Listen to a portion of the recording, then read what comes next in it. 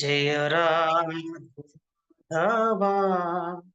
जय कुंज बिहारी जय राधा माधवा जय कुंज बिहारी जय गोपी जन वल्लभा गिरिवरधारी जय गोपी जन वल्लभा गिरिवरधारी यशोदनन्दना व्रजजनरञ्जना यशोदनन्दन व्रजजनरञ्जना यमुनतीरावनचारि यमुनतीरावनचारि जय राधमाधवा जय कुञ्ज बिहारी हरे कृष्णा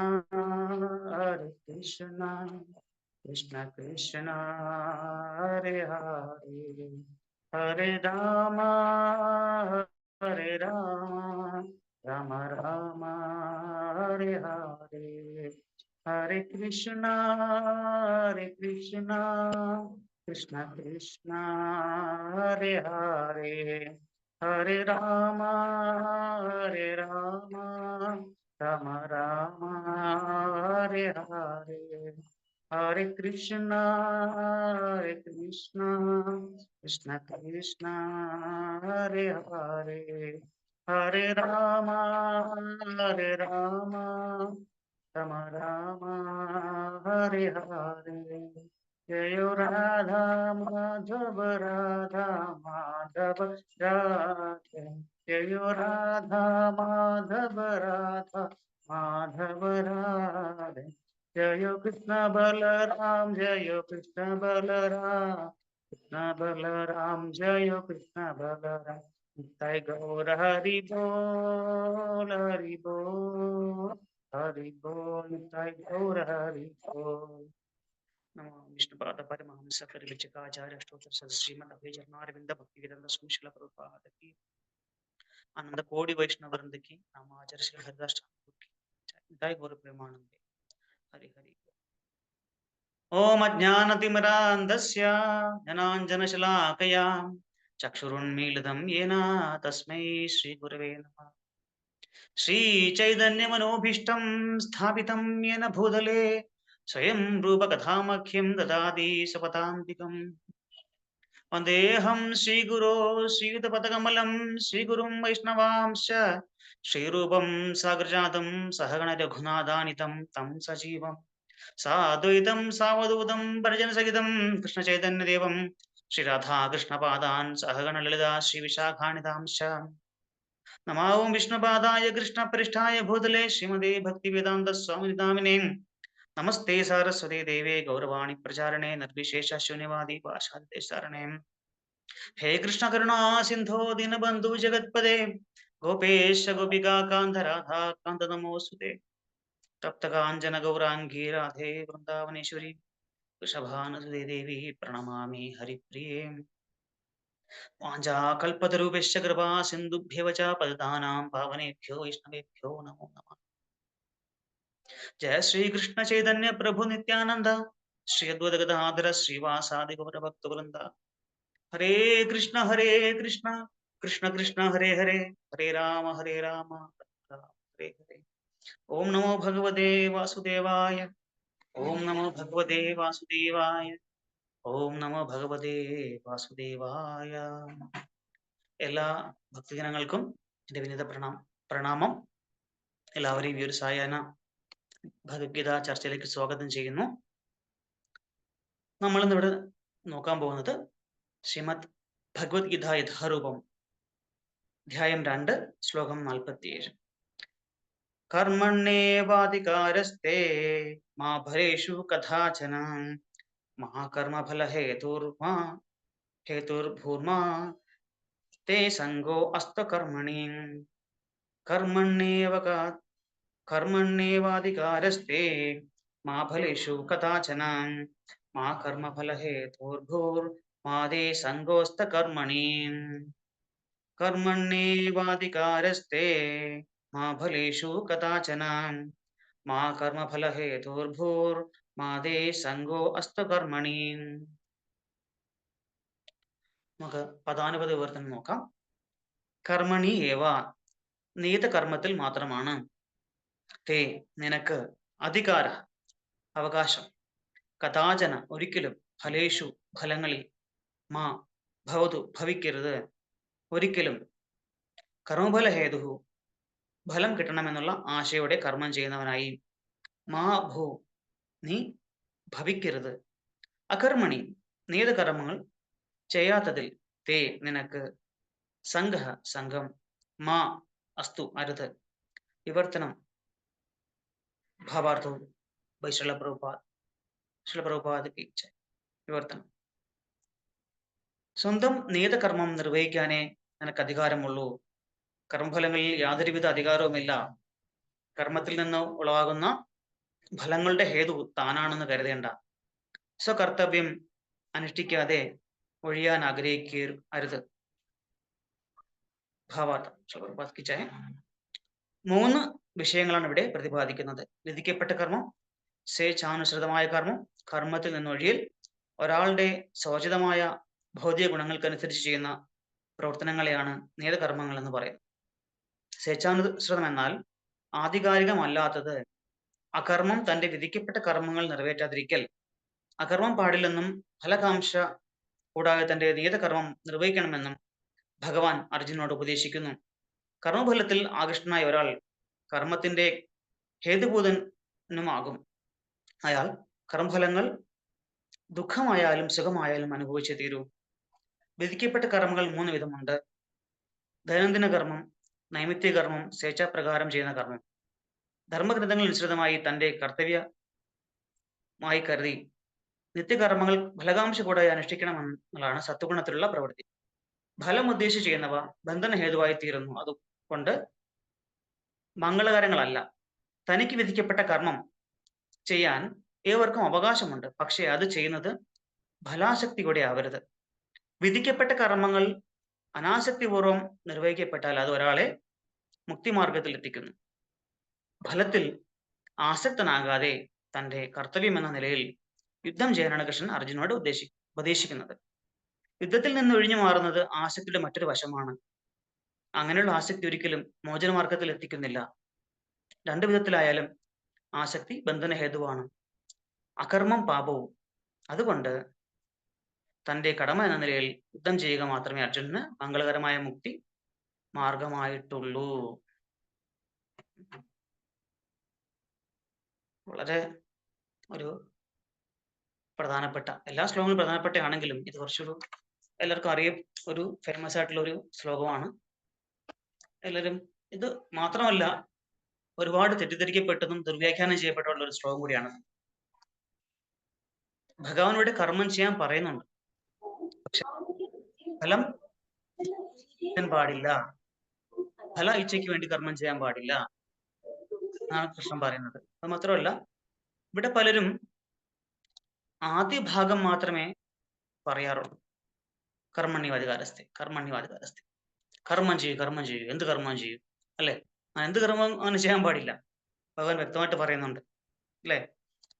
സ്വേച്ഛാനുസൃതമായിട്ടുള്ള കർമ്മങ്ങൾ ഉണ്ട്, വിധിക്കപ്പെട്ട കർമ്മങ്ങളുണ്ട്. ഓരോ ആൾക്കും അല്ലെ, ഓരോ വ്യക്തിക്കും അവരുടെ തൊഴിലുമായിട്ട് ബന്ധപ്പെട്ട, അവരുടെ എന്താ പറയുക, കുലമായിട്ട് ബന്ധപ്പെട്ട ധർമ്മങ്ങൾ ഉണ്ടാവും.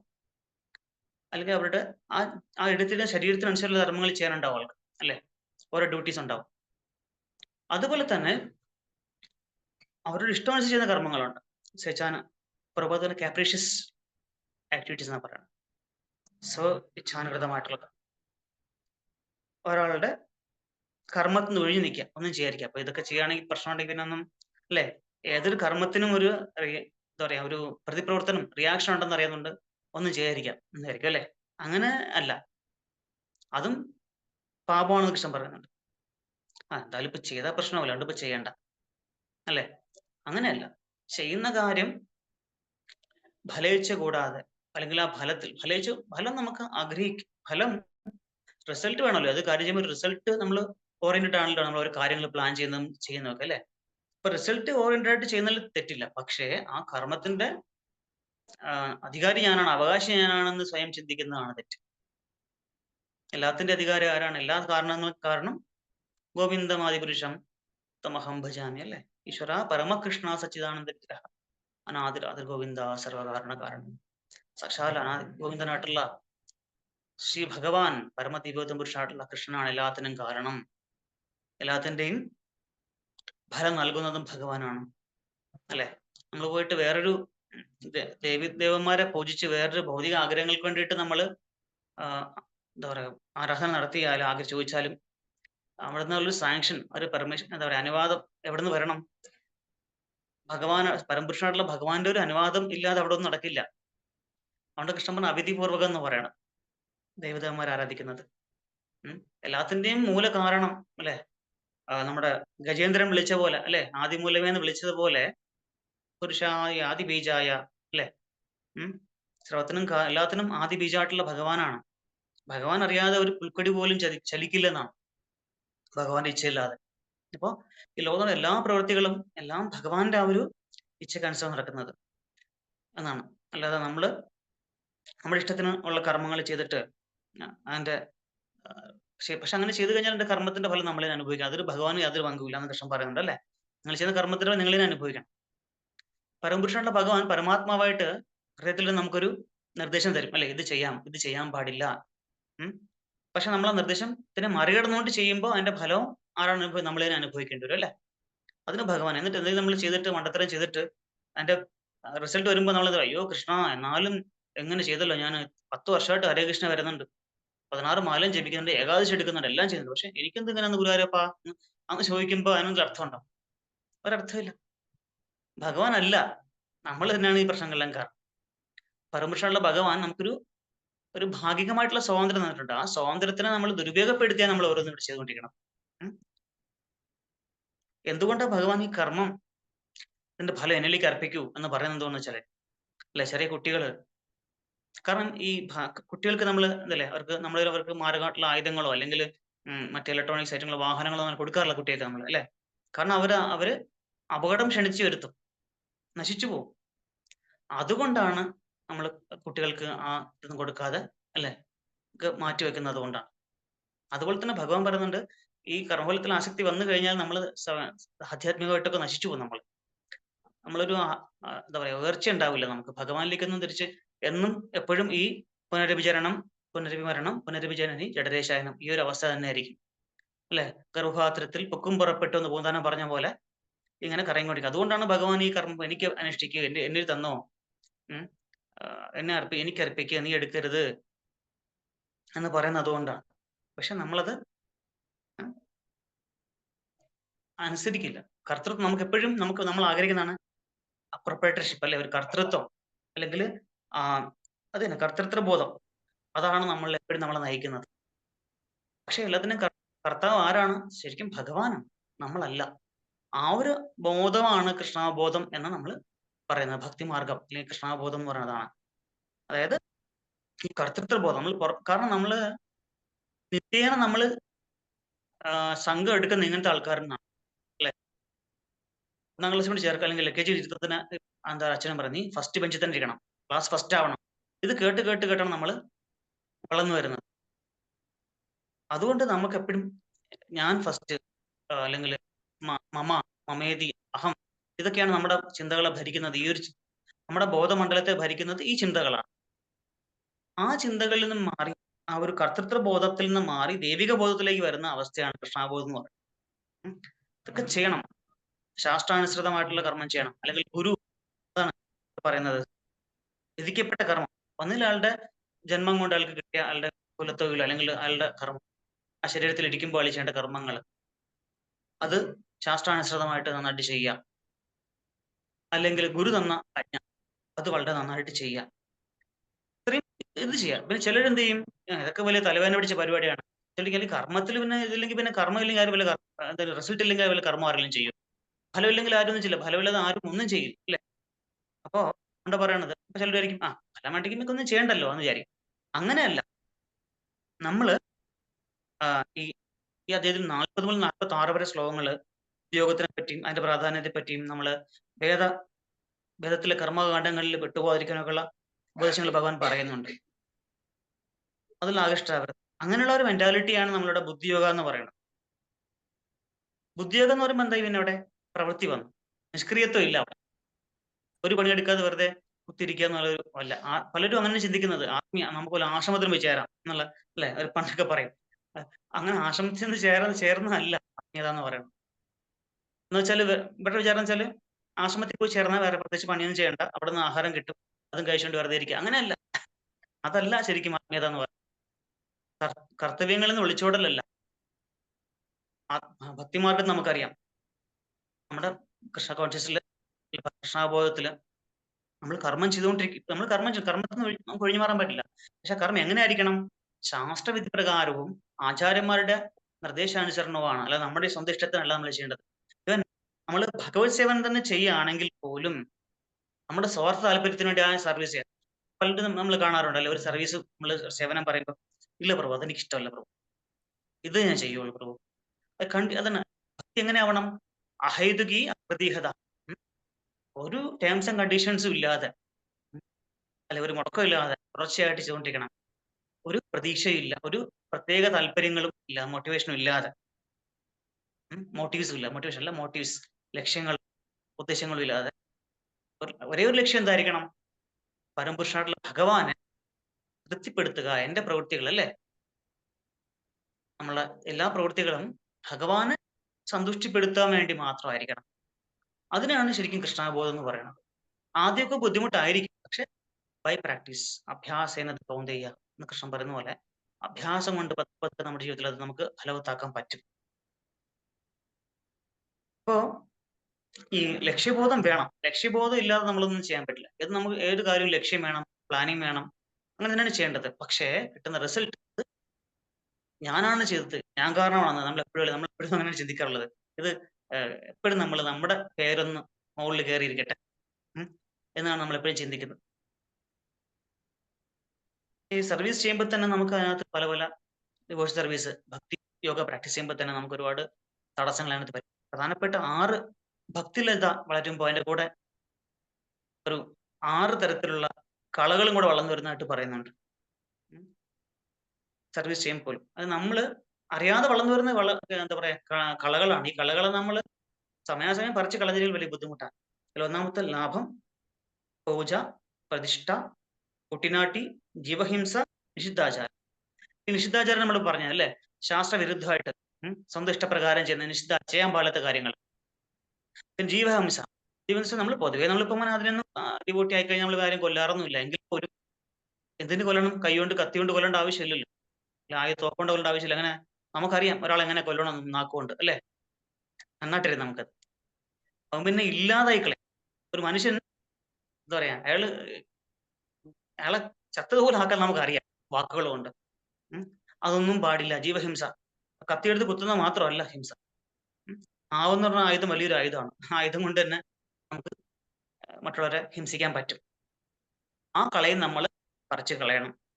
പ്രതിഷ്ഠ, അതിൽ ആദ്യം ലാഭം, എനിക്ക് എന്ത് കിട്ടും? ആദ്യമൊക്കെ നമ്മൾ അങ്ങനെ തന്നെ ആയിരിക്കും അല്ലെ, കൃഷ്ണ നിനക്ക് ഇത്ര തരാം, ഇത് തരാം അല്ലെ, അല്ലെങ്കിൽ അമ്പലത്തിൽ പോയിട്ട് ഇത്ര 101 വെടിവെക്കാൻ എനിക്ക് ഇത് നടക്കണം, അങ്ങനെയൊക്കെ ഉള്ളു അല്ലെ ലാഭം. അല്ലെങ്കിൽ ഭഗവാനെ ഞാൻ ഇത്രയും മാല ജപിക്കാൻ എനിക്ക് ഇത്ര നാൾ ഈ കാര്യം നടക്കണം, ലാഭം. ഭൗതികമായിട്ടുള്ള നേട്ടങ്ങൾ. പൂജ, ഞാൻ 10 ശ്ലോകം കാണാൻ പഠിച്ചു, പ്രഭു വലിയ പണ്ഡിതനാണ് എന്ന് 10 പേര് പറയണം. പൂജ അല്ലെ, അത് ആരാധന അല്ലെ, ഫാൻസ് ഒക്കെ ഉണ്ടാവണം ഒരുപാട്. പിന്നെ പ്രതിഷ്ഠ, അധികാരം. പ്രതിഷ്ഠ അധികാരം, സ്ഥാനമാനങ്ങൾ. ഇന്ന സെന്ററിന്റെ ലീഡർ, അല്ലെങ്കിൽ ഇന്ന നാമഹട്ട നേതാവ്, മാനേജർ, അല്ലെങ്കിൽ ടെമ്പിൾ പ്രസിഡന്റ്, ഇങ്ങനെ ആവണം. ഇതൊക്കെ നമ്മൾ ഭക്തിമാർഗത്തിൽ നമ്മൾ വരുമ്പോൾ അറിയാതെ നമുക്ക് ഈ കളകൾ വളർന്നു വരും. നമ്മൾ അറിയാതെ പോയി കഴിഞ്ഞാൽ വളരെ വൈകും അല്ലെ. നമ്മൾ തിരുവനന്തപുരത്ത് പറയാറുണ്ട്, മുളയിലെ നുള്ളിയില്ലെങ്കിൽ പിന്നെ എന്ത് ചെയ്യും, കോടാലിക്ക് അറിവില്ല എന്ന് നമ്മൾ പറയും അല്ലെ. അതുകൊണ്ട് മുളയിൽ ഇതൊക്കെ നുള്ളിക്കളയണം. പിന്നെ ഉള്ളത് കുട്ടിനാട്ടി. കുട്ടിനാട്ടി എന്ന് വെച്ചാൽ എന്താണ്? മറ്റുള്ളവരെ പറ്റിയിട്ട് ആവശ്യത്തെ കാര്യങ്ങൾ പറയുക. ഇതൊക്കെയാണ് അസൂയ, ഇങ്ങനത്തെ കാര്യങ്ങൾ. അസൂയ വരുമ്പോഴാണല്ലോ ആളെ പറ്റിയിട്ട് നമ്മൾ അസൂയം കുശുമ്പ് സഹിക്കാതാകുമ്പോഴാണല്ലോ ആളെ പറ്റി അപരാധം പറയുന്നത് അല്ലേ. ഈ 6 കളകളും നമ്മൾ പറിച്ച് കളയിക്കണം. ഇതില്ലെങ്കിൽ നമുക്ക് വലിയ ബുദ്ധിമുട്ടായിട്ട് മാറും. അതുപോലെ തന്നെ കർമ്മം എന്താ പറയാ, കർമ്മം ചെയ്യാൻ ഫലം ഇച്ഛിക്കരുത്. അപ്പൊ ഒരു പരീക്ഷ എഴുതുമ്പോൾ അതിന്റെ ഫലം റിസൾട്ട് നമ്മൾ നമ്മൾ വേണ്ടേ? റിസൾട്ട് ഇല്ലെങ്കിൽ ആരെങ്കിലും പഠിക്കുവോ? അല്ലെങ്കിൽ നല്ലതായിട്ട് എക്സാം എഴുതുവോ? ഇല്ല. ലക്ഷ്യം വേണം. പക്ഷെ കിട്ടുന്ന ആ ഒരു ഫലം ഭഗവാന് സമർപ്പിക്കുക. ആ ഫലത്തിൽ ഞാനാണ് കർത്താവ് എന്നുള്ളൊരു ചിന്ത ഉണ്ടാവാൻ പാടില്ല. ചില പ്രഭുപാദര് എത്രയൊക്കെ വെറും 40 രൂപയായിട്ട് പോയ പ്രഭുപാദരാണ് നമുക്കറിയാം. അതും 70-ാം വയസ്സില് അല്ലെ, കടലിൽ വെച്ച് 2 ഹൃദയാഘാതം, 2 ഹാർട്ട് അറ്റാക്ക് ഒക്കെ വന്നു. അദ്ദേഹം തിരിച്ചു വരുമ്പോൾ 40 കോടിയുടെ ആസ്തിയാണ് തിരിച്ച് ഇന്ത്യയിലോട്ട് വരുന്നത്. പക്ഷെ ഒരിക്കലും പ്രഭുപാദ് ഈ ഇന്റർവ്യൂ സമയത്തൊന്നും അല്ലെങ്കിൽ പൊതുവായിട്ട് ആര് ചോദിച്ചാലും പ്രഭുപാദ് ഒരിക്കലും ഞാൻ ചെയ്തു ഇങ്ങനെ കോളർ പിടിച്ചൊന്നും വെക്കാറില്ല. ഞാൻ ചെയ്തു. നമ്മളൊന്നും ചെയ്യില്ല, നമ്മൾ അടുത്തൂടെ പോയാൽ മതി. നമ്മളെന്താ പറയാ, ഞാനാണ് ചെയ്തത് കേട്ടാ നമ്മൾ പറയും. പക്ഷെ അങ്ങനെയല്ല. പ്രഭുപാദ് എന്താ പറയുന്നത്? ഇതൊന്നും എന്റെ കഴിവല്ല, എന്റെ ഗുരുനാഥന്റെ ആജ്ഞ അനുസരിച്ച് ഞാൻ വന്നു. അദ്ദേഹത്തിന് തൃപ്തിപ്പെടുത്താൻ അദ്ദേഹത്തിന്റെ കൃപ കൊണ്ട് ഞാനിത് ചെയ്തു, അത്രേ പറയും. വേറെ സാഹചര്യങ്ങളിൽ അദ്ദേഹം പറയും, നിങ്ങളൊക്കെ എന്റെ ശിഷ്യന്മാരാണ് എന്നെ ഹെൽപ്പ് ചെയ്തത്, ഞാൻ വന്നു ഇവിടെ, അവരുടെ സഹായം കൊണ്ട് ഞാൻ ഇതൊക്കെ ചെയ്തു എന്ന് പറയും. അല്ലെങ്കിൽ കൃഷ്ണന്റെ കൃപ എന്ന് പറയും. അല്ലാതെ ഒരിക്കലും പ്രഭുപാദില് സ്വന്തമായിട്ടൊരു ക്രെഡിറ്റും എടുത്തിട്ടില്ല. നമ്മുടെ ആചാര്യനാണ് പ്രഭുപാദ്. പ്രഭുപാദ് നമുക്ക് ജീവിതത്തിലൂടെ നമുക്ക് പ്രഭുപാദ് കാണിച്ചു തന്ന ഉദാഹരണം സ്വന്തം ജീവിതത്തിലൂടെ കാണിച്ചു തന്നിട്ടുണ്ട്. നമ്മുടെ ഇപ്പോഴത്തെ പറയാ വർത്തമാന ആചാര്യന്മാരും അങ്ങനെ തന്നെയാണ് കാണിച്ചു തന്നതും. ഇന്ന് നമ്മുടെ ഇസ്കോണില് ഈ ഭൂമി നമ്മുടെ ഒപ്പം ഉള്ള സന്യാസിവര്യന്മാരും അല്ലെങ്കിൽ സീനിയർ ഭക്തന്മാരും അതുപോലെ തന്നെ സമാധിയായ ഭക്തന്മാരും ഒക്കെ നമുക്ക് കാണിച്ചു തന്നിട്ടുണ്ട്. എങ്ങനെയാണ് ഒരു ഭക്തൻ ജീവിക്കേണ്ടത്, ഭഗവാനെ ആശ്രയിച്ച്. ഈ ക്രെഡിറ്റ് ഒന്നും സ്വന്തമായിട്ട് എടുക്കാതെ എല്ലാം ഭഗവാന്റെ കൃപയാണ്, ഭഗവാന്റെ അനുഗ്രഹമാണെന്ന് മാത്രം ചിന്തിച്ച് ചെയ്യുന്ന ഒരു ഇത്. കൃഷ്ണൻ എന്തുകൊണ്ടാണ് നമ്മൾ ഈ റിസൾട്ട് ചോദിക്കുകയാണെങ്കിൽ വെച്ചാൽ നമുക്ക് ദോഷം പറയാതിരിക്കാനാണ്. ഒരിക്കലേ ഒരിക്കലും ഒരു ഒരു ഒരു ചെറുപ്പക്കാരൻ പഠിച്ച് ജോലിയൊക്കെ ആയിട്ട് അയാൾ അമേരിക്കയിലേക്ക് പോകണം. അല്ലെങ്കിൽ അമേരിക്ക എത്തിക്കഴിഞ്ഞാൽ സർവ്വ സ്വാതന്ത്ര്യമായി, എന്ത് വേണം ചെയ്യാലോ അല്ലെ. ഈ നിയമങ്ങൾ തെറ്റിക്കാൻ മറ്റു കാര്യങ്ങളൊക്കെ ചെയ്യാനായിട്ടുള്ള എളുപ്പം ഉള്ള സ്ഥലമാണ് അല്ലെ. ഭൗതിക ആസ്വാദനത്തിന്റെ ഒരു പീക്ക് കൊടുമുടി എന്നൊക്കെ പറയാം അമേരിക്ക എന്ന് പറയാം. അപ്പൊ അവിടെ എത്തി. അപ്പൊ വിചാരിച്ചു രക്ഷപ്പെട്ടു, ഇനി അച്ഛന്റെ ആ ഒരു റെസ്ട്രിക്ഷൻസ് ഒന്നുമില്ല, രക്ഷപ്പെട്ട് ഇഷ്ടം പോലെ ചെയ്യാം. അപ്പോ അടുത്ത ലെറ്റർ വരുന്നു അച്ഛന്റെ, മോനെ എനിക്ക് $5000 ശമ്പളമുണ്ട്, പക്ഷെ 1000 നിന്റെ ചെലവിന് എടുത്തിട്ട് ബാക്കി 4000 എനിക്ക് അയച്ചു തരണം. അപ്പൊ ഇയാളുടെ പൈസ ഇല്ല, അയാൾക്ക് മറ്റു കാര്യങ്ങളും, അയാൾക്ക് ആകെ കഷ്ടിച്ച് ആളുടെ ഫുഡ് ആൻഡ് അക്കോമഡേഷൻ മാനേജ് ചെയ്യാനുള്ള കാര്യങ്ങൾ മാത്രമേ ഉള്ളൂ, അത്യാവശ്യത്തിനുള്ളേ ഉള്ളൂ. അങ്ങനെ 5 കൊല്ലം കഴിഞ്ഞും ഈ മകൻ നാട്ടിൽ വരികയാണ്. വന്ന് അച്ഛൻ നല്ലൊരു പെൺകുട്ടിയെ കണ്ടുപിടിച്ച് കല്യാണം കഴിപ്പിച്ചു കൊടുത്തു.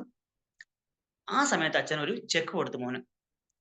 അതായത് ഈ $4000 ഇൻറ്റു 12 ഇൻറ്റു 5, ഇത്രയും ഡോളേഴ്സ്, ഏതാണ്ട് എത്ര $24,000 അല്ലേ, വലിയ എമൗണ്ട് ആണ്. ഇത് കൊടുത്തിട്ട് മോനെ, നീ അന്ന് ഇത് നീ ഒറ്റയ്ക്കായിരുന്നു, നിന്നെ നിയന്ത്രിക്കാൻ ആരുമില്ലായിരുന്നു, നീ നശിച്ചു പോകണ്ടെന്ന് വെച്ചിട്ട് തന്നെയാണ് ഞാനിത് നിന്റെ ഈ ഫലം റിസൾട്ട് ഞാൻ വാങ്ങിച്ചു വെച്ചത്. പക്ഷെ ഇപ്പൊ നിനക്ക് ചോദിക്കാനും പറയാനും ആളുണ്ട്, നിന്റെ അല്ലെ, നിനക്ക് നിന്റെ ഭാര്യയുടെ തരം കോൾ ചെയ്യാൻ പറ്റില്ല, ചാറ്റ് ചെയ്യാൻ പറ്റില്ല, വേറെ ഒന്നും ചെയ്യാൻ പറ്റില്ല. അതുകൊണ്ട് എല്ലാത്തിനും ഒരു പിടിവള്ളി, ഒരു പിടുത്തം, ഒരു എന്താ പറയാ, ഒരു ക്ലിപ്പ് ഇട്ടിട്ടുണ്ട് നിനക്ക്. അതുകൊണ്ട് ചിപ്പ് വെച്ചിട്ടുണ്ട് എന്ന് പറയാൻ വേണമെങ്കിൽ അല്ലെ. അതുകൊണ്ട് നിനക്ക് ഇനി അങ്ങനെ ചെയ്യാൻ പറ്റില്ല എനിക്ക്. അതുകൊണ്ട് നീ ഇപ്പൊ അതിനുള്ള ക്വാളിഫിക്കേഷൻ ആയി നിനക്ക്, അതുകൊണ്ട് ഈ പൈസയൊക്കെ നിനക്കുള്ളതാണ് എന്ന് പറയും പോലെയാണ്. നമ്മള് ഇതെല്ലാം അങ്ങ് സമർപ്പിച്ച് കഴിഞ്ഞാലും അതൊക്കെ നമ്മൾ ഒരിക്കലും നശിച്ചു പോകില്ല, ആത്മീയമായിട്ട് നശിച്ചു പോകില്ല, അഹങ്കാരികളായി മാറില്ല എന്നുള്ളൊരു ഒരു പ്യുവർ, ഒരു ശുദ്ധ ഭക്തനായി തീരുന്ന സമയത്ത് ഭഗവാൻ ഇതെല്ലാം തിരിച്ചു തരുന്നു. എല്ലാ റിസൾട്ടും ഇല്ലേ. ഭഗവാൻ വേണമെങ്കിൽ നിങ്ങൾ നമുക്ക് ആലോചിച്ച് നോക്കാം. കൃഷ്ണനാണ് നേരിട്ട് യുദ്ധത്തിന് ഇറങ്ങിയിരുന്നെങ്കിൽ എന്തായിരിക്കും അവസ്ഥ? മഹാഭാരത പുസ്തകമൊന്നും ഉണ്ടാവില്ല അല്ലേ. 5-6 പേജ് ഉണ്ടാവുള്ളൂ മഹാഭാരതത്തിന്. നമുക്ക് മഹാഭാരത സീരീസ് എടുക്കാനൊന്നും ഉണ്ടാവില്ലായിരുന്നു. ഒരു ദിവസം കൊണ്ട് തന്നെ ഭഗവാൻ എല്ലാം തീർത്തന. എല്ലാവരും അവിടെ ശംഖ് വിളിച്ചു, ഭഗവാൻ ഇവിടുന്ന് സുദർശനം ആവാഹിച്ചു, തീർന്നു, കഥ കഴിഞ്ഞു അല്ലെ, ശുഭം. പക്ഷെ അങ്ങനെയല്ല ഭഗവാൻ ചെയ്തത്. സ്വന്തം ഭക്തന് ക്രെഡിറ്റ് കൊടുക്കാൻ വേണ്ടിയിട്ട്, അത്രയും ശുദ്ധ ഭക്തനാണ്, അത്രയും പ്രിയ ഭക്തൻ. നമ്മൾ മഹാഭാരതത്തില് ഇന്നലെയും കൂടെ നമ്മൾ പറഞ്ഞല്ലോ അർജുനന്റെ ആ ഒരു ഭക്തി, ഭഗവാനായിട്ടുള്ള ബന്ധത്തിനെ പറ്റിയിട്ട്. അപ്പൊ അത്രയും പരിശുദ്ധ ഭക്തനായിട്ടുള്ള ആ അർജുനന് അതിനുള്ള ക്വാളിഫിക്കേഷൻ ഉണ്ടായി എന്ന് അറിയുമ്പോൾ ഭഗവാൻ ഏതാണ് ആ ഒരു ഭഗവാൻ ചെയ്ത് കൊടുക്കുന്ന എല്ലാ എന്താ പറയാ, ആ ഒരു ക്രെഡിറ്റും അല്ലെങ്കിൽ ആ ഒരു ബഹുമതികളും എല്ലാം അർജുനന് കൊടുക്കുകയാണ്. അത് ഭഗവാൻ സ്വയം ചെയ്യാൻ അറിയാനിട്ടല്ല, ഭഗവാന് ചെയ്യാൻ അറിയാം. പക്ഷെ ഭക്തന്മാർക്ക് ആ ക്രെഡിറ്റ് കൊടുക്കാൻ ഭഗവാൻ ആഗ്രഹിക്കും, ശുദ്ധ ഭക്തന്മാരാകുമ്പോൾ. അല്ലാതെ ക്രെഡിറ്റ് കൊടുത്താൽ നശിച്ചു പോകുന്ന ഭഗവാൻ ഒരിക്കലും അത് കൊടുക്കില്ല. നമ്മൾ എപ്പോഴാണോ ആ ക്വാളിഫിക്കേഷൻ ആയി വരുന്നത്, നമ്മൾ അതുകൊണ്ട് നശിക്കില്ല എന്ന് ഭഗവാൻ അറിയുമ്പോൾ ഭഗവാൻ നമുക്ക് അത് തരും. ഇപ്പൊ നമ്മുടെ അച്ഛനമ്മയൊക്കെ നമുക്ക് ചെറിയ കുട്ടിക്കാലത്ത് നമുക്ക് ഐസ്ക്രീം അങ്ങനെ ചോക്ലേറ്റ് ഒന്നും അങ്ങനെ പെട്ടെന്ന് മേടിച്ച് തരത്തില്ല നമുക്ക്. എന്തുകൊണ്ടാണ്? അവർക്കറിയാം നമ്മുടെ അസുഖം വരും നമുക്ക്, അല്ലെ പല്ല് കേടാവും, ഇതൊക്കെ അറിയാം. പക്ഷെ അടുത്ത വലിയ ചില ആന്റിയോ അങ്കിളോ ആണെങ്കിൽ എന്ത് ചെയ്യും? കുഴപ്പമില്ല, വാങ്ങിച്ചു കൊടുത്തൊന്ന് അവർ നമുക്ക് വാങ്ങിച്ചു തരും. പക്ഷെ അവർ നമ്മുടെ നമ്മുടെ അടുത്ത വരുന്ന ആ റിയാക്ഷൻ അല്ലെങ്കിൽ അതിന്റെ എന്താ പറയാ ബുദ്ധിമുട്ടിനെ കുറിച്ച് അവര് ബോധവാന്മാരല്ല. പക്ഷെ ഈ അച്ഛൻ അമ്മയും ബോധവാന്മാരാണ്. അതുപോലെയാണ് ഭഗവാൻ ഇങ്ങനെ ചെയ്യുന്നത്. ഒരിക്കൽ പത്മനാഭസ്വാമി ക്ഷേത്രത്തില് ക്ലാസ് ആ മണ്ഡപത്തിൽ, കൃഷ്ണ മണ്ഡപത്തിൽ ആചാര്യൻ ക്ലാസ് എടുക്കാറുണ്ട്. നമ്മള് ചിലപ്പോഴൊക്കെ കേൾക്കാറുണ്ട്, ഉണ്ടായിരുന്നു മുമ്പൊക്കെ. അല്ല, മിക്കവാറും കേൾക്കാറുണ്ടായിരുന്നു. അപ്പൊ അദ്ദേഹം പറഞ്ഞൊരു വാക്ക് ഇപ്പോഴും എനിക്ക് ഓർമ്മയുണ്ട്. വർഷം മുമ്പ് കേട്ടാണ്. ഭഗവാൻ പെരും ദൈവം എന്ന് പറയും ഭഗവാനെ. മറ്റ് ചെറിയ ചെറിയ ദൈവങ്ങളാണെങ്കിൽ അവർക്ക് കമ്മീഷൻ എന്തെങ്കിലും വഴിപാട് നേർന്നാല് അത് അവർക്ക് നടത്തി കൊടുക്കും. കാരണം അവർ ഈ അടുത്ത വീട്ടിലെ ആന്റി അങ്കിളിനെ പോലെയാണ്. പക്ഷെ ഭഗവാൻ അങ്ങനെയല്ല. മക്കളായിട്ടുള്ള നമ്മളുടെ ആ ഒരു എന്താ പറയാ മക്കളായിട്ടുള്ള നമ്മളുടെ ആ ഒരു ഗുണദോഷങ്ങൾ, അവരുടെ ഭാവിയെക്കുറിച്ചൊക്കെ നല്ല ബോധവാന്മാരാണ് ഭഗവാൻ. അതുപോലെ ആയതുകൊണ്ട് നമ്മൾ എത്ര തന്നെ വഴിപാട് നടത്തിയാലും നമുക്കത് നല്ലതല്ലെങ്കിൽ ഭഗവാൻ ഒരിക്കലും തരില്ല. നമ്മൾ ചിന്തിക്കേണ്ടതാണ്. ഒരു കാര്യം നടക്കാം നമുക്ക്, പക്ഷെ അത് കുറച്ച് ദിവസം കഴിയും മനസ്സിലാവും ഇന്ന കാര്യം കൊണ്ടാണ് ഭഗവാൻ നമുക്കത് തരാത്തത് എന്ന് നമുക്ക് മനസ്സിലാവും. എനിക്ക് ഒരുപാട് അനുഭവങ്ങളുണ്ട് അതുപോലത്തെ. ആ ഒരു മൊമെന്റിൽ ഭഗവാനെ പണ്ട് കാലത്ത് വന്ന സമയത്തൊക്കെ ഇസ്കോൺ വന്ന സമയത്ത് ഞാൻ ജപിക്കുന്നുണ്ട് ഭഗവാന്റെ ഇത്. എന്നിട്ട് ഭഗവാൻ നമുക്ക് എന്ത് തന്നില്ല? ഇല്ലാത്തവർക്കെല്ലാം കൊടുക്കും, ഒന്നും ചെയ്യാത്തവർക്ക് ഭഗവാൻ കൊടുക്കുന്നത്. പിന്നെയാണ് മനസ്സിലാവുന്നത് ഇന്ന കാരണം കൊണ്ടാണ് ഭഗവാൻ തരാത്തത് നമുക്ക് പിന്നീട് മനസ്സിലാവും. ഉടനെ നമുക്ക് പെട്ടെന്നൊന്നും മനസ്സിലാക്കാൻ പറ്റും. കുറച്ച് നാൾ കഴിയുമ്പോൾ മനസ്സിലാവും. അതുപോലെയാണ്. അതുകൊണ്ടാണ് ഭഗവാൻ ഈ റിസൾട്ടിങ് ഇതാ ഞാൻ വച്ചേക്കാം എന്ന് പറയണത്. അല്ല, ചില കുട്ടികൾക്കൊക്കെ നമുക്കിപ്പോ വിഷുക്ക് നീട്ടം കിട്ടി പണ്ട് കാലത്ത് അറിയില്ലേ? എന്ത് ചെയ്യും? അമ്മ എല്ലാ പൈസയും അങ്ങ് പിടിച്ചു മാറ്റി വെച്ചിട്ട് ആ ഒരു 5 2 3 രൂപ തന്നിട്ട് ഇത് വെച്ചോ എന്ന് പറഞ്ഞ് തരും. അല്ലേ? എന്തുകൊണ്ടാണ്? നമ്മൾ നശിച്ചു പോകുമെന്ന് അറിയാം. അതുകൊണ്ടാണ് നമ്മുടെ തരാത്തത്. അതുപോലെയാണ് ഭഗവാൻ ചോദിക്കുന്നത് റിസൾട്ടിങ് ഇതാ ഞാൻ വെച്ചോളാം. നിനക്ക് സമയമാകുമ്പോൾ തിരിച്ചു ഞാൻ തരാം എന്നുള്ള രീതിയിൽ. നീ അതിലോട്ട് നിനക്കൊരു കർത്തൃത്വവും വേണ്ട. നീ അതിലോട്ട് ആശയം വേണ്ട എന്ന് ഭഗവാൻ പറയാണ്. അതുപോലെ തന്നെ നമുക്ക് എന്താ പറയാ നമ്മൾ ഈ ഭഗവാനെ ഡിപ്പെൻഡ് ചെയ്യുക, ഭഗവാനെ ആശ്രയിക്കുക. ഉം. അല്ലാതെ നമ്മൾ നമ്മുടെ സ്വന്തം ഇഷ്ടത്തിന് നമ്മൾ ഒരു കർമ്മം ചെയ്യുന്നാൽ. പണ്ട് രാമാനുജാചാര്യരുടെ കാലത്ത് അദ്ദേഹം അല്ലെ വരദരാജ പെരുമാളിന്റെ അമ്പലത്തിലാണ് അദ്ദേഹം സേവ ചെയ്തുകൊണ്ടിരുന്നത്. ചാലക്കിണർ എന്ന് പറഞ്ഞിട്ട് ആ ഗ്രാമം എന്താ പറയാ അഗ്രഹാര നടുവിലുള്ള കിണറിൽ നിന്ന് വെള്ളം കോരി ഭഗവാൻ അഭിഷേക കാര്യങ്ങൾക്കുള്ള ജലം കൊടുക്കുന്ന ഒരു സർവീസ് ആയിരുന്നു അതിന്. അത് വളരെ ഇഷ്ടപ്പെട്ട സേവനമായിരുന്നു. പക്ഷേ അദ്ദേഹം ആചാര്യനാവണം, വൈഷ്ണവിസം അല്ലെങ്കിൽ ഭഗവാന്റെ ഭക്തി ലോകം മൊത്തം പ്രചരിപ്പിക്കണം, മറ്റ് സിദ്ധാന്തക്കാരെയൊക്കെ തോൽപ്പിക്കണം, ജൈനന്മാരെയൊക്കെ തോൽപ്പിക്കണം, അങ്ങനെ ഒരുപാട് കടമകൾ. അപ്പോൾ അതിനു വേണ്ടിയിട്ട് സിദ്ധാന്തം ഉറപ്പിക്കാനായിട്ട് ഇദ്ദേഹം ശ്രീരംഗത്ത് പോയേ പറ്റൂ. അവിടെയാണ് അർച്ചക രൂപേണ ഭഗവാൻ അവിടെ നാളെ അയക്കുകയാണ്. എന്താ പറയാ വെളിച്ചപ്പാട് പോലെ ഒരാൾ വന്നിട്ട് പറയാണ് രാമാനുജന് ഇത്രയും വേഗം ശ്രീരംഗത്ത് വരാൻ ഭഗവാൻ പറയുകയാണെന്നുള്ള രീതി. കാരണം അവിടെ ചെന്നാൽ ഈ പ്രസ്ഥാനം അവിടെ അല്ലെങ്കിൽ ഈ ഒരു സിദ്ധാന്തം ഉറപ്പിക്കാനായിട്ട് ആചാരസ്ഥാനം അലങ്കരിക്കാനായിട്ട് വരണം.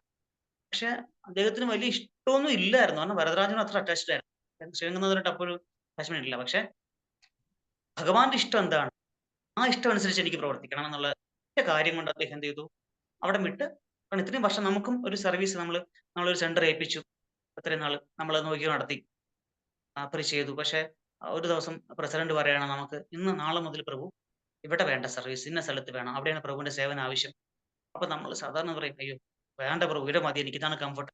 അതല്ല, അങ്ങനെ ചിന്തിച്ചാൽ എന്താണ്, ആ ഡിവോഴ്സ് സർവീസ് അല്ല അത്. വീണ്ടും നമ്മുടെ സെൻസ് ഗ്രാറ്റിഫിക്കേഷൻ, ഭൗതിക ഇന്ദ്രിയ ആസ്വാദനമായിട്ട് മാറുക. അതോറിറ്റി എന്ത് പറയുന്നു, അധികാരികൾ എന്ത് പറയുന്നു, അവർക്കറിയാം എന്താണ് നിങ്ങളുടെ സേവനം, നിങ്ങളുടെ കഴിവ്, അല്ലെങ്കിൽ നമ്മളുടെ കഴിവ് എവിടെയാണ് ഉപയോഗിക്കണം അവർക്കറിയാം. അപ്പൊ നമ്മളുടെ ആ ഒരു എന്താ പറയാ ഇഷ്ടം അനിഷ്ടത്തിന് അവിടെ യാതൊരു പ്രാധാന്യം ഇല്ല. ഇവൻ ഭഗവത് സേവനത്തിൽ പോലും നമ്മൾ ഈ ഒരു എന്താ പറയാ കർത്തൃത്വം അവിടെ പറയുന്നതാണ് നമ്മുടെ സ്വേച്ഛ അനുസരിച്ചുള്ള കർമ്മങ്ങൾ അങ്ങനെ ആവാൻ പാടില്ല.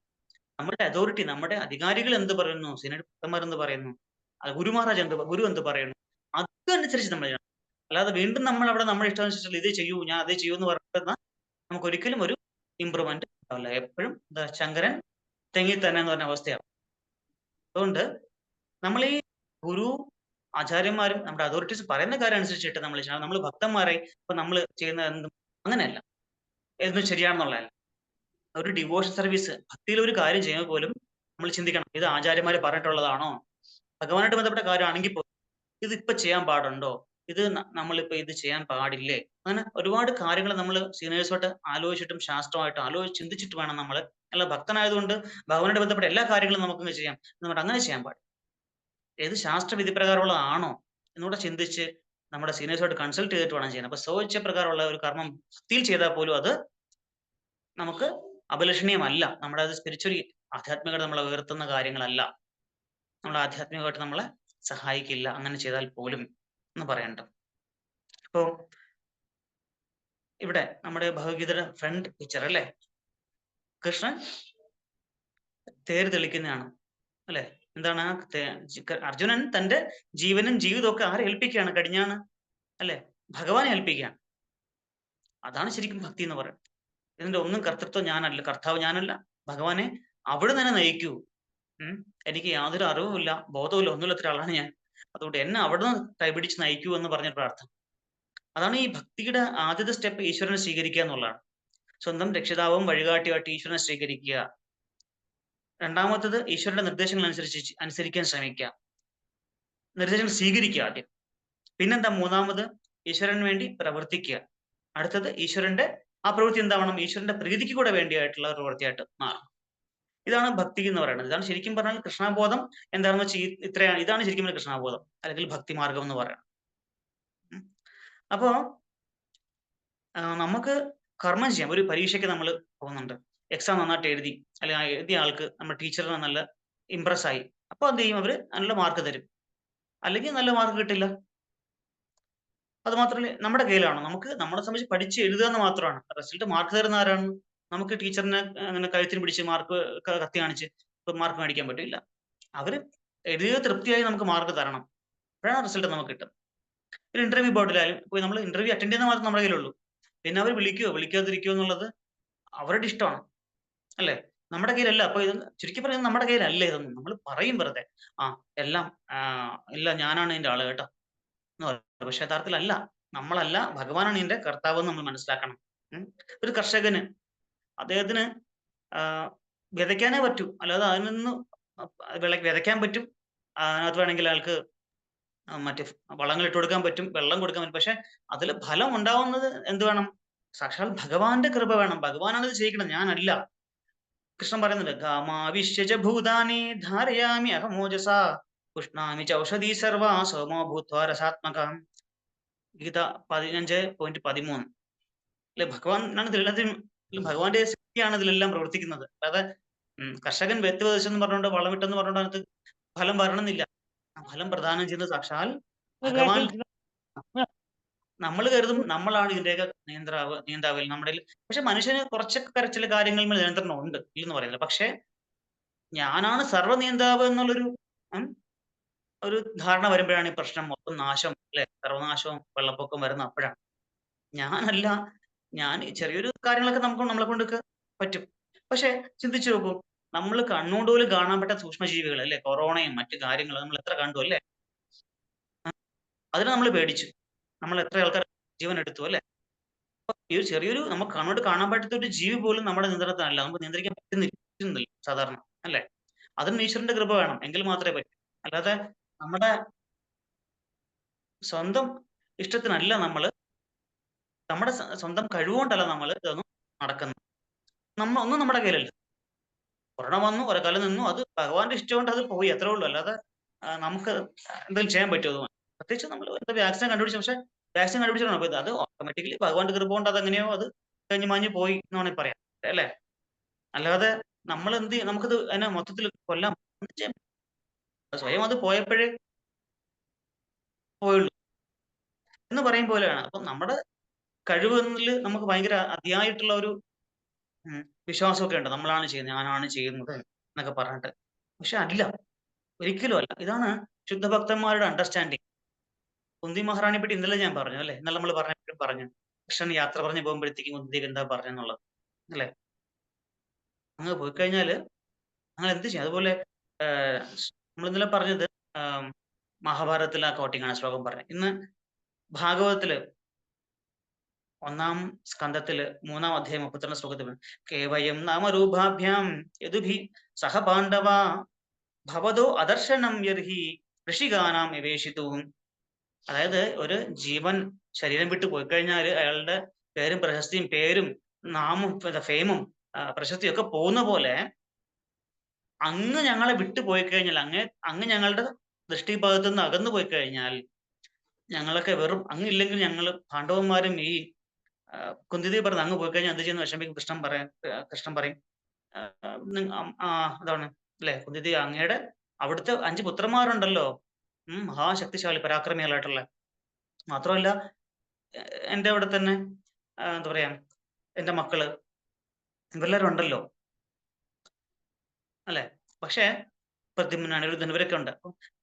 അപ്പോഴാണ് കുന്തിദേവി പറയുന്നത് അവരൊക്കെ ഉണ്ടെങ്കിലും കൃഷ്ണ കേവയം നാമരൂപാഭ്യാം യഥി സഹപാണ്ഡവ ഭവതോ അദർശനം യഥീർഷികാനാം വിവേഷിതു. ഭഗവാൻ അങ്ങയുടെ ദർശനം ഞങ്ങളുടെ കണ്ണിന്നും മറഞ്ഞു കഴിഞ്ഞാല് ശരിക്കും ഈ പാണ്ഡവന്മാരും ഈ പറഞ്ഞ യദുക്കളും ഒക്കെ വെറും ഒരു ഡെഡ് ബോഡി, ഒരു ശരീരം പോലെയാണ്. അങ്ങെന്ന് പറയുന്ന പരമാത്മാവ് അങ്ങ് ഞങ്ങളുടെ ഉണ്ടെങ്കിൽ മാത്രമേ ഇവരൊക്കെ എന്താ പറയാ ജീവസ് മോജസ്സുള്ളവരായിട്ട് മാറും. അല്ലെങ്കിൽ വെറും ശവശരീരം പോലെയാണ് ഇവരൊക്കെ. അതുകൊണ്ട് അതാണ് കുന്തിദേവിയുടെയൊക്കെ ആ ഒരു സാക്ഷാത്കാരം, ഒരു അണ്ടർസ്റ്റാൻഡിങ്. അതാണ് ഭഗവാനെ പറ്റിയിട്ടുള്ളത്, ജീവിതത്തിനെ പറ്റിയിട്ടുള്ളതും ഒക്കെ എന്ന് പറയും പോലെ. അതിനോടൊന്നും എന്തൊക്കെ ഒരു മഹാജനങ്ങൾക്ക് അങ്ങനെയാണ് നമ്മുടെ അല്ലെ. 12 മഹാജനങ്ങൾ എടുത്ത് നോക്കി, ഓരോ മഹാജനങ്ങൾക്കും നമുക്ക് നോക്കിയാൽ അവരൊന്നിനോട് ഒന്നും ആസക്തി ഇല്ലാത്തവരാണ്. അവർ ഭഗവാന്റെ ഇച്ഛ അനുസരിച്ചിട്ട് അവരുടെ കർമ്മം അനുഷ്ഠിക്കുന്നത് മാത്രമേ ഉള്ളൂ.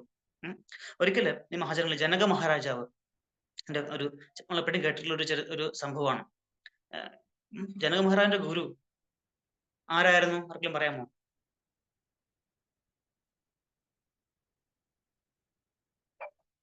അഷ്ടവക്രൻ എന്നൊരു ഗുരു അതിനുണ്ടായിരുന്നു. പക്ഷെ അദ്ദേഹം വരുമ്പോഴ് ഈ ശിഷ്യന്മാർക്കെല്ലാം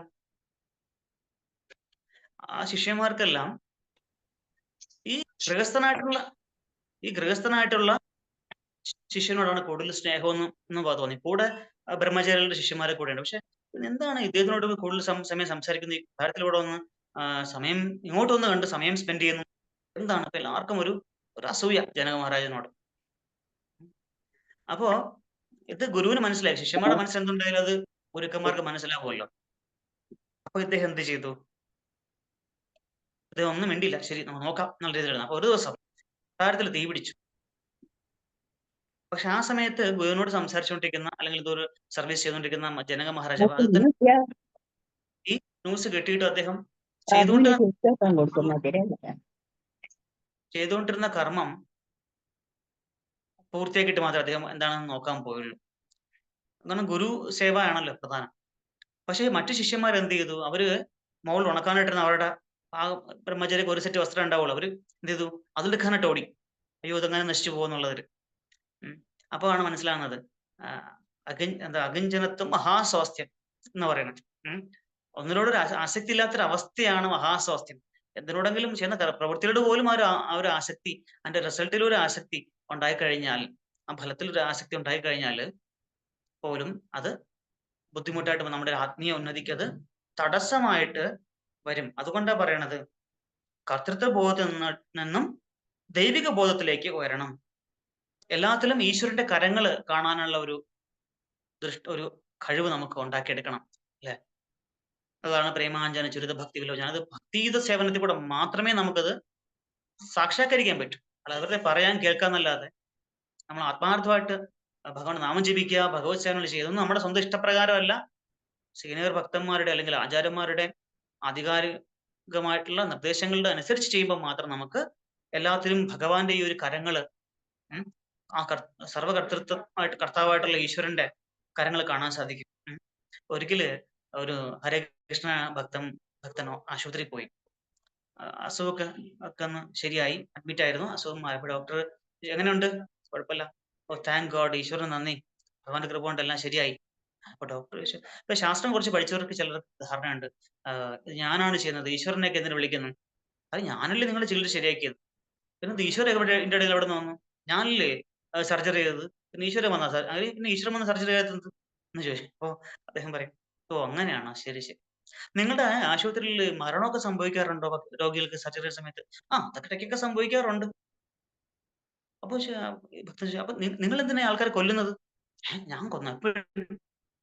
ഞാൻ ആരെയും കൊന്നില്ലല്ലോ. അയാൾ അവരുടെ തലയെടുത്തോണ്ട് മരിക്കുന്നല്ലേ, എനിക്ക് ഓ, അപ്പൊ അത് ശരി. ഒരാള് ചികിത്സിച്ച് ഭേദപ്പെട്ട അത് നിങ്ങൾ ശരിയാക്കിയത്. മരിച്ച ഈശ്വരൻ കൊന്നത്. അല്ലേ? എന്ന് ചോദിച്ചു. അപ്പൊ ഇതാണ് കുറച്ചെങ്കിലും അല്പജ്ഞാനികളായിട്ടുള്ള കുറച്ച് ശാസ്ത്രം അവിടെയും പഠിച്ചവരുടെ അവസ്ഥ. യഥാർത്ഥ ശാസ്ത്രം മനസ്സിലാക്കിയ ആൾക്കാർ എന്ത് പറയും? ഒരു ഡോക്ടർ എഴുതിയിട്ടുണ്ടെന്നറിയോ? I treat, God heals. ഞാൻ ചികിത്സിക്കും, അത് ഭേദമാക്കുന്ന ആരാണ്? ഈശ്വരനാണ്. ഏറ്റവും വലിയ ഒരു വൈദ്യൻ എന്ന് പറഞ്ഞ ഈശ്വരനാണ്. ഈശ്വരന്റെ ഒരു അനുഗ്രഹം ഇല്ലാതെ നമുക്കൊന്നും ചെയ്യാൻ പറ്റില്ല. ഏതൊരു പ്രവൃത്തിയായാലും. അപ്പോ ഇതിന്റെയൊക്കെ കർത്താവ് ഈശ്വരനാണ്. നമ്മൾ വെറുതെ നിമിത്തം, അല്ലെ? അർജുനോട് പറയുന്നതാണ്, അല്ലെ? നിമിത്തമാത്രം ഭവസി പിശാച് എന്നാണ് അർജുനോട് പറയുന്നത്, അല്ലെ? നീ ഒരു വെറും ഒരു നിമിത്തം, ഒരു എന്താ പറയാ, ഈശ്വരന്റെ കയ്യിൽ ഒരു, നമ്മളൊക്കെ ഈശ്വരന്റെ കയ്യിൽ ഒരു ടൂൾ മാത്രമാണ്. ഒരു ആയുധം അല്ലെങ്കിൽ ഒരു ഉപകരണം മാത്രമാണ്. ചെയ്യുന്ന എല്ലാം ഈശ്വരനാണ്. ഈശ്വരന്റെ ഇഷ്ടമല്ലാതെ നേരത്തെ പറഞ്ഞ പോലെ ഒരു പുൽക്കൊടി പോലും അനങ്ങില്ല. പ്രഭുപാദരുടെ വളരെ പ്രധാനപ്പെട്ട ഒരു കൃതിയുണ്ട്. ഒരു മർക്കിണി ഭാഗവത ധർമ്മ എന്ന് പറഞ്ഞൊരു ഒരു കവിതയുണ്ട്. ബംഗാളി കവിതയാണ്. ഇതിൽ പ്രഭുപാദ് പറയുന്നുണ്ട്, ഇതില് പ്രഭുപാദ് പറയുന്നുണ്ട്, ആ, എന്നെ ഭഗവാനെ, ഞാൻ അങ്ങയുടെ കയ്യിൽ ഒരു പാവയാണ്, മരപ്പാവയാണ്. എന്നെ നൃത്തമാടിച്ചു, എന്നെ നൃത്തമാടിപ്പിച്ചോ. നിന്റെ ഇഷ്ടം പോലെ നൃത്തമാടിച്ചോ, ഞാൻ റെഡിയാണ്. നിനക്ക് എന്നെ എങ്ങനെ നൃത്തമാടിക്കണം എന്ന് വെച്ചാലും അങ്ങനെ ചെയ്തു. നീ എന്നെ അമേരിക്കയിൽ കൊണ്ടുവന്നു, ഈ മ്ലേച്ഛ ദേശത്ത് കൊണ്ടുവന്നിട്ടു. അങ്ങക്ക് എന്തോ ഒരു ഉദ്ദേശമുണ്ട്, എനിക്കറിയില്ല. പ്രഭുപാദർക്ക് അല്ലെ, പ്രഭുപാദർക്ക് വേണമെങ്കിൽ അവിടെ പോകാതിരിക്കാം, അല്ലെ? ഇവിടെ ഇന്ത്യയിൽ തന്നെ ഇരിക്കാം. പക്ഷെ അതിന്റെ ഗുരു എന്താ പറഞ്ഞത്? പാശ്ചാത്യ ദേശത്ത് പോയിട്ട് നീ ഭാഗവധർമ്മം പ്രചരിപ്പിക്കണം, പതിതാത്മകളെ ഉദ്ധരിക്കണം. അപ്പൊ ഈ 70 വയസ്സ് കഴിഞ്ഞ ആ ഒരു ഒരു ഒരു എന്താ പറയാ, ഒരു പന്തി വയോധികൻ ഒരാളുടെ അടുത്ത് പോയിട്ട് യാചിച്ചാണ് ആ ആ കപ്പലിലെ ടിക്കറ്റ് ഒക്കെ മേടിക്കുന്നത്. നമുക്കറിയാം ആ ചരിത്രമൊക്കെ. അപ്പൊ പ്രഭുപാദർക്കും കംഫോർട്ടായിട്ട് ഇരിക്കായിരുന്നു. പക്ഷെ പ്രഭുപാദ് എന്ത് ചെയ്തു? അവിടെയും സ്വന്തം ഗുരുവിന്റെയും ഭഗവാന്റെയും ആ ഒരു ഇച്ഛ അദ്ദേഹം മനസ്സിലാക്കിയിട്ട് അതിനനുസരിച്ചാണ് പ്രവർത്തിച്ചത്. അപ്പൊ ഭക്തിയുത സേവനത്തിൽ പോലും നമ്മുടെ സ്വന്തം ഇച്ഛയ്ക്കല്ല പ്രാധാന്യം, സ്വച്ഛ പ്രകാരമുള്ള കർമ്മങ്ങൾക്കല്ല. ഗുരുവിന്റെയോ മറ്റു അധികാരികളുടെയോ നിർദ്ദേശം അനുസരിച്ച് ചെയ്യുമ്പോൾ നമ്മളെല്ലാം വിചാരിക്കും, ആ ഭഗവാനായിട്ട് ബന്ധപ്പെട്ടില്ല അപ്പൊ എന്തും ചെയ്യാം. അങ്ങനെയല്ല. അവിടെ പോലും നമുക്ക് നിയമങ്ങളും അധികാരികളുടെ ആ ഒരു നിർദ്ദേശമൊക്കെ നമ്മൾ പാലിച്ചാൽ മാത്രമേ ചെയ്യാം. അപ്പൊ അതുകൊണ്ട് നമുക്ക് കർമ്മം ചെയ്യണം, കർമ്മം ചെയ്യാതിരിക്കാൻ പറ്റില്ല. കാരണം ബുദ്ധിയോഗം എന്ന് പറഞ്ഞ കർമ്മം ആണ് അതിനകത്തുള്ളത്. അല്ല, കർമ്മം ചെയ്യാതിരിക്കാൻ പറ്റില്ല. ഞങ്ങളുടെ കർമ്മം ഭഗവാനെ സന്തോഷിപ്പിക്കാനുള്ള, പ്രീണിപ്പിക്കാനുള്ള കർമ്മങ്ങൾ ചെയ്യുക. അത് വിധിപ്രകാരമുള്ള കർമ്മങ്ങൾ. എങ്കിൽ മാത്രമേ ഭഗവാൻ അത് സ്വീകരിക്കുകയുള്ളൂ. അപ്പം നിങ്ങളുടെ എന്താ പറയാ, കപ്പാസിറ്റിക്ക് അനുസരിച്ചുള്ള കർമ്മങ്ങൾ ചെയ്യുക, നമ്മുടെ കഴിവനുസരിച്ച് ചെയ്യുക. പക്ഷെ അപ്പൊ ഓരോരുത്തരുടെയും ആ ഒരു എന്താ പറയാ, നമ്മൾ എപ്പോഴും പറയും ഡു യുവർ ബെസ്റ്റ്. പക്ഷെ എല്ലാവരുടെയും ബെസ്റ്റ് എന്ന് പറഞ്ഞാൽ ഒരുതല്ല. ഇപ്പൊ നമ്മള് ഹനുമാന്റെയും അണ്ണാൻകുഞ്ഞിന്റെയും ആ ഒരു കഥ നമുക്ക് എല്ലാവർക്കും അറിയാം, അല്ലെ? രാമായണത്തില് സേതുബന്ധന സമയത്ത് ആ അണ്ണാന്റെ ബെസ്റ്റ്, അയാളുടെ ഏറ്റവും ചെന്ന അയാളുടെ ഒരു എന്താ പറയാ, ഏറ്റവും അയാളുടെ കപ്പാസിറ്റി അല്ലെങ്കിൽ അയാളുടെ ഒരു കഴിവ് എന്ന് പറയുന്നത് ഹനുമാന്റെ കഴിവിന്റെ എത്രയോ തുച്ഛമാണ്. പക്ഷെ രണ്ടുപേരുടെ ആ സേവനവും ഭഗവാൻ സ്വീകരിക്കുന്നു. അണ്ണാൻകുഞ്ഞിന് പ്രത്യേകമായിട്ട് ഭഗവാൻ തലോടുന്നുണ്ട്, അല്ലെ? അപ്പൊ എന്താണ് അവിടെ? ഭഗവാൻ അറിയാം. പക്ഷെ ഭഗവാന്റെ അടുത്ത് പോയിട്ട് ഭഗവാനെ എനിക്ക് ഇത്രേ ചെയ്യാൻ പറ്റൂ എന്ന് പറഞ്ഞാൽ അത് ഭഗവാൻ അന്തര്യാമിയാണ്. മറ്റുള്ളവരെ പറ്റിക്കാൻ, പക്ഷെ പരമാത്മാവായിട്ടുള്ള ഭഗവാനെ പറ്റിക്കാൻ പറ്റില്ല. അപ്പൊ നമ്മുടെ ബെസ്റ്റ് എന്താണെന്ന് നമുക്കറിയാം. ആ ബെസ്റ്റ് അനുസരിച്ച് നമ്മൾ കർമ്മം ചെയ്യുക. പക്ഷെ അതിന്റെ കർമ്മഫലം അതിന്റെ കർമ്മഫലത്തിന്റെ കർത്തൃത്വം നമ്മൾ ആഗ്രഹിക്കരുത്. ഭഗവാന് തന്നെ. ഭഗവാനാണ് നമ്മൾ എന്താ പറയാ, ഇത് തരുന്നത് എന്ന് മാത്രം ചിന്തിച്ചിട്ട് അത് ഭഗവാനാണ് സമർപ്പിക്കുക. അത്രേ ഉള്ളൂ. അല്ലാതെ നമ്മൾ കർമ്മം ചെയ്യാതിരിക്കുന്നതും പാപമാണെന്ന് ഭഗവാൻ പറയും. അപ്പൊ നമ്മളുടെ എല്ലാവരുടെയും കപ്പാസിറ്റി മാക്സിമം നമ്മൾ നമ്മുടെ കർമ്മം അല്ലെങ്കിൽ ഭഗവാന്റെ സേവനം, നമ്മുടെ എന്താ പറയുക, നിർദ്ദിഷ്ട കർമ്മങ്ങൾ നമ്മൾ അനുഷ്ഠിക്കുക. ശാസ്ത്രവിധി പ്രകാരം, അശാസ്ത്രവിധമല്ല, ശാസ്ത്രവിധി പ്രകാരം ചെയ്യുക. അതിന്റെ സമയമാകുമ്പോൾ അതിന്റെ ഫലമൊക്കെ നമുക്ക് തന്നെ ഭഗവാൻ തരും. ഭഗവാൻ ഇതൊന്നും എടുത്തുകൊണ്ട് പോവില്ല. അല്ലെ? ഭഗവാനൊരു ആവശ്യമില്ല. കാരണം എല്ലാത്തിനും ഉടമയായിട്ടുള്ള ഭഗവാനാണ്. ഷഡേശ്വര സമ്പൂർണ്ണനാണ് ഭഗവാൻ. പക്ഷെ നമ്മുടെ രക്ഷയ്ക്ക് വേണ്ടിയാണ് ഭഗവാൻ നമ്മുടെ കയ്യിൽ നിന്ന്, കുട്ടികൾ കയ്യിൽ കത്തിച്ച് കളിക്കുമ്പോൾ കത്ത് നമ്മൾ മേടിച്ച് വെക്കുന്നത് പോലെ ഭഗവാൻ അത് മേടിച്ച് വെക്കുകയാണ് സേഫ് ആയിട്ട്. നിങ്ങൾ വളർന്ന് വലുതായി ഉപയോഗിക്കാറാവുമ്പോൾ തരാം എന്നാണ് ഭഗവാൻ പറയുന്നത്, അല്ലെ? അതിന്റെ ഫലം ഭഗവാൻ നമുക്ക് തരും. ഭഗവാന് ഫലമൊന്നും ആവശ്യമില്ല. നമ്മൾ എപ്പോഴാണോ ആ ഒരു മമത അഹങ്കാരങ്ങൾ വെടിഞ്ഞ് ശുദ്ധ നിലയിലാവുന്നത്, ആത്മീയമായിട്ട് ഉയർന്നു നിൽക്കുന്ന അവസ്ഥ എത്തുമ്പോൾ ഭഗവാൻ നമുക്ക് തിരിച്ചു തരും. ഹരേ കൃഷ്ണ.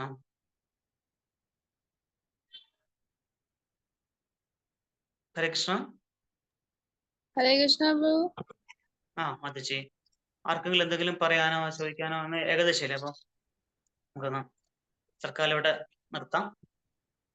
ആർക്കെങ്കിലും എന്തെങ്കിലും ഞാനിപ്പോ നിർത്തുകയാണ്. ആർക്കെങ്കിലും എന്തെങ്കിലും ചോദിക്കുകയോ പറയുകയോ അവരുടെ അഭിപ്രായങ്ങൾ ആഡ് ചെയ്യുകയോ ഒക്കെ ചെയ്യാം. സമയം നമുക്കിനൊരു 12 മിനിറ്റ് കൂടെ ഉണ്ട് 8 മണിയാവാൻ.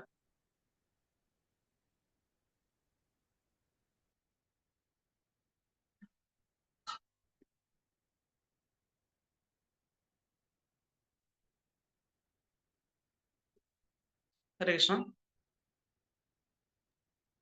ഹരേ കൃഷ്ണ. ഹരേ കൃഷ്ണ. ആർക്കും ചോദ്യമില്ലാന്ന് തോന്നുന്നു.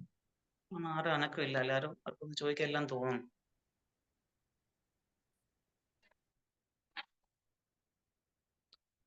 ആർക്കും ചോദിക്കല്ലേ, ഞാൻ ഒരു ഇത് കൂടെ പറയാം. പറഞ്ഞിട്ട് നിർത്താം നമുക്ക്. ഒരിക്കലേ നമ്മളെല്ലാവരും നമ്മളിങ്ങനെ ചെയ്യുന്നൊരു കാര്യമാണ്. ഒന്നും കൂടെ അത് ആ ഒരു മെന്റാലിറ്റി നമ്മൾ മാറ്റി വെക്കണം എന്ന് പറയാനായിട്ട് അത് പറയാം. ഒരിക്കലേ ഒരു പ്രോജക്റ്റ് 4 സ്റ്റുഡൻസ് ചേർന്നൊരു പ്രോജക്റ്റ് ചെയ്തു. അപ്പൊ ഇന്റർവ്യൂ എത്തിയപ്പോ ഇന്റർവ്യൂ ബോർഡിന് മുമ്പിൽ അവർ ചോദിക്കും, എങ്ങനെ ആരാണ് ചെയ്തത്? പറയും, സാർ ഇത് ഞാനാണ് എല്ലാം ചെയ്തത്, മറ്റേണ്ടവരുണ്ട്. അവൻ ഒരാൾ ഇതിന്റെ പെയിന്റ് ഇടാൻ പോയി, ഒരാൾ കടയിൽ നിന്ന് മേടിച്ചിട്ടുണ്ടെന്ന് ഒരുത്തൻ ഇങ്ങനെ അതൊക്കെ സെറ്റ് ചെയ്ത് വെച്ചു, അത്ര തന്നെ. അല്ലാതെ മൊത്തം ഇതൊക്കെ തീസിസ് മൊത്തം ചെയ്തത് ഞാനാണ് കേട്ടോ സാറേ. കുറച്ച് ഇംപ്രഷൻ 200 മാർക്ക് കിട്ടാനായിട്ട് ഇംപ്രഷൻ നോക്കി. അപ്പൊ നോക്കിയപ്പോൾ ഫസ്റ്റ് തന്നെ ഒരു ഇക്വേഷൻ തെറ്റ്, അപ്പൊ മൊത്തം അങ്ങോട്ട് തെറ്റാണ്. ബിഗിനിങ് തന്നെ ഫസ്റ്റ് പേജ് തന്നെ തെറ്റ് കണ്ടുപിടിച്ചു. അപ്പൊ ഇവരങ്ങോട്ട് ഇയാളെ ക്ലിപ്പിട്ടു. നീ ചെയ്താണല്ലോ ഒറ്റയ്ക്ക്, ഇത് ഇത്ര പൊട്ടത്തിലാണല്ലോ എന്ന് പറഞ്ഞിട്ട് പറയുമ്പോ, സാറേ സത്യം പറയാം, ഞാൻ എന്റെ കുറച്ച് ഒരു 10% ചെയ്തു, ബാക്കിയൊക്കെ അവരാണ് ചെയ്തത് സാറേ, ഞാനല്ല. നമ്മളുടെ മെന്റാലിറ്റി ഇതാണ് എപ്പോഴും, അല്ലെ? നല്ലതായിട്ട് വല്ലതും ചെയ്തു കഴിഞ്ഞാൽ അതെല്ലാം ഞാൻ, മോശം ചെയ്തു കഴിഞ്ഞാല് അതെല്ലാം വേറെ ആള്. അങ്ങനെയല്ല. ഒന്നിന്റെയും കർത്തൃത്വം എടുക്കാതിരിക്കുക. എല്ലാം ഭഗവാനാണ്, അല്ലെ? സർവകാരണ കാരണം ഈശ്വരനാണെന്നുള്ള ആ ഈശ്വരനിൽ നമ്മൾ സമർപ്പിച്ച് നമ്മുടെ കാര്യങ്ങൾ അങ്ങോട്ട് നമുക്ക് തീർച്ചയായിട്ടും നമുക്ക് ഈശ്വരനെ കാണാൻ പറ്റും, ഈശ്വരനെ അനുഭവിക്കാൻ പറ്റും. ഈ ജീവിതം, ഈ ശരീരം ഉപേക്ഷിക്കുന്ന സമയത്ത് നമുക്ക് തിരിച്ച് ഭഗവാന്റെ ധാമത്തിലേക്ക് പോയി അവിടെ എന്താണ്? അവിടെയും കർമ്മമാണ്. അല്ലാതെ കർമ്മം ചെയ്യാത്തൊരവസ്ഥ ഇല്ല. ബുദ്ധിയോഗത്തില് കർമ്മം ചെയ്യാത്ത അവസ്ഥയില്ല. ഭഗവാന്റെ സേവനമാണ് അവിടെയും പോയി ചെയ്യേണ്ടത്. അല്ലാതെ വേറെ പ്രത്യേകിച്ച് അവിടെയും വെറുതെ ഇരിക്കാൻ പറ്റില്ല.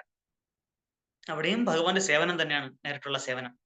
അതുകൊണ്ട് ജീവാത്മാവിന്റെ മൂലസ്വരൂപം വെറുതെ നിഷ്ക്രിയമല്ല, അത് സക്രിയമാണ്. ഹരേ കൃഷ്ണ. ഹരേ കൃഷ്ണ പ്രഭു. താങ്ക് യു പ്രഭു. സാറിന്റെ ക്ലാസ് നല്ല രസം. കൃഷ്ണ. ഹരേ കൃഷ്ണ. ഹരേ കൃഷ്ണ. ആർക്കൊന്നും പറയാനും ചോദിക്കാനില്ലെങ്കിൽ നമുക്ക് നിർത്താം, അല്ലേ മാതാജി? ഓ പ്രഭു. ഹരേ കൃഷ്ണ. കഥാമത പ്രഭു ഇല്ലേ? പ്രഭുവിനെ കണ്ടില്ല. പ്രഭു ഇല്ല, മാതാജി ഇല്ല.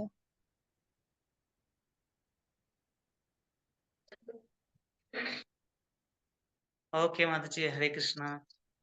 Thank you Prabhu. ഹരേ കൃഷ്ണ.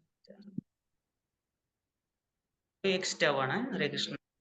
ഹരേ കൃഷ്ണ പ്രഭുജി. ഹരേ കൃഷ്ണ. മാതാജി ഒന്നും പറയാനില്ലായിരുന്നു? എല്ലാം കേട്ടല്ല, എല്ലാം പ്രഭുജി പറയുന്ന എല്ലാം കേട്ടോണ്ടിരിക്കുകയാണ്. എന്ത് പറയാ, എല്ലാം പറഞ്ഞു തരല്ലേ ചെയ്യുന്നത്. ഹരേ കൃഷ്ണ. ഹരേ കൃഷ്ണ. തിരിച്ച് എന്തെങ്കിലും മറുപടി പറയുന്ന ചില ശബ്ദങ്ങൾ കേട്ടാൽ എനിക്ക് തിരിച്ചറിയാം, അതാണ് ഞാൻ ചോദിക്കുന്നത്. എന്ത് പറയാ പ്രഭുജി. ഹരേ കൃഷ്ണ.